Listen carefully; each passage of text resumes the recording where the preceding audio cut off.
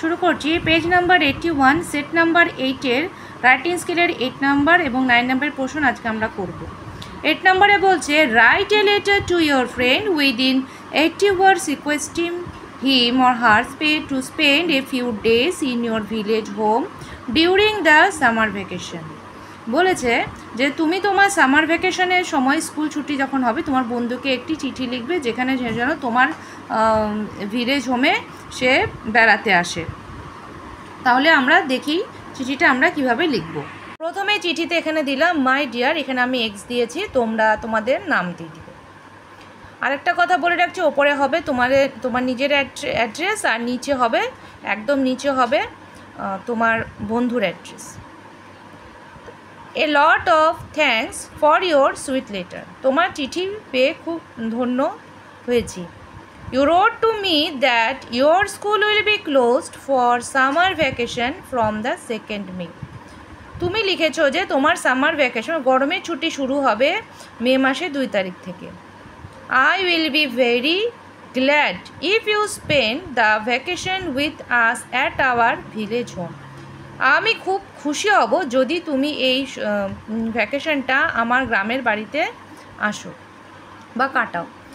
I am sure you will be happy in the village area।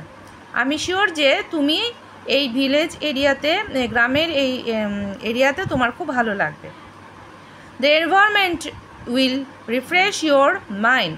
এখানকার পরিবেশ আবহাওয়া তোমাকে রিফ্রেশ করবে, সতেজ রাখবে। অ্যান্ড রেস্টোর ইয়োর এনার্জি, এবং তোমার মধ্যে এনার্জি শক্তি সঞ্চয় রাখবে।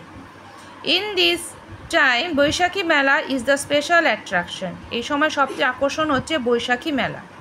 This fair is special for us. এটা এই মেলা আমাদের কাছে খুব আকর্ষণ, কারণ because there are different types of handloom products we get. আমরা কি এই সময় এই মেলা আমাদের কাছে খুব আকর্ষণ, কারণ এই সময় হাতে তৈরি বিভিন্ন জিনিস আমরা পাই। Which are made by our villagers, যেগুলো আমাদের গ্রামবাসীরাই বানায়। My parents will be very glad to have you with us. আমার বাবা মা খুব খুশি হবে যদি তুমি আমাদের সঙ্গে এখানে আসো। প্লিজ ডু কাম, অনুগ্রহ করে আসো। তো লিখবো লাস্টে ইয়োর লাভিং ফ্রেন্ড, এখানে আমি ওয়াই লিখেছি, তোমার নিজেদের নাম লিখবে। আর নিচে লিখবে হচ্ছে তোমার বন্ধুর অ্যাড্রেস এখানে। আর এটা হয়ে গেল আমাদের চিঠি। এরপরে আসছি আমরা পরের কোশ্চেনে। পরেরটি বলছে 9 নম্বরে write a story using the following hints.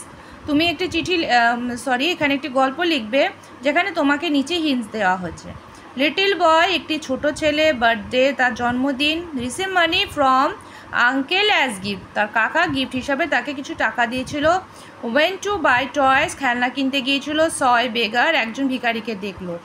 পেল অ্যান্ড হাংরি, তার খুব বিবর্ণ, খিদে তার চেহারা বিবর্ণ ছিল। বয়েস হার্ট সফটেন, তার মন খুব গলে গেল।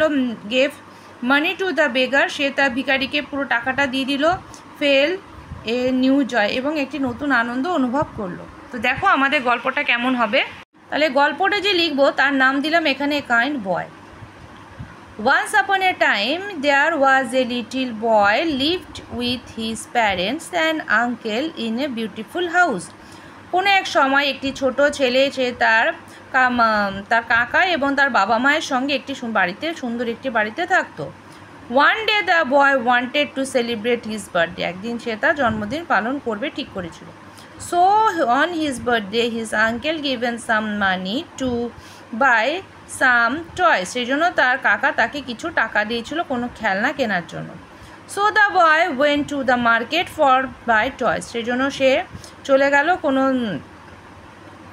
দোকানে, সে বাজারে খেলনা কেনার জন্য। When he went to market on the way, যখন সে মার্কেটে যাচ্ছিল সেই সময় সে দেখলো হি স এ বেগার, একজন ভিখারি। The beggar was looked pale and hungry, সে ভিখারি দেখতে একদম বিবর্ণ ছিল এবং ক্ষুধার্ত ছিল। To see the beggar his mind was melted, সেই ভিখারিকে দেখে তার মন খুব গলে গেল। So the boy given his all money to the beggar, সেই জন্য সে তার সমস্ত টাকা সে ভিখারিকে দিয়ে দিল। And the boy found new joy, এবং সে মনে খুব নিজে আনন্দ লাভ করল। এই হয়ে গেল আমাদের এই সেট 8-এর রাইটিং স্কিল দুটো। তো আশা করি তোমাদের ভালো লেগেছে, বুঝতে পারছো। পারলে এটি শেয়ার করে দিও। আজ রাখছি এ পর্যন্তই।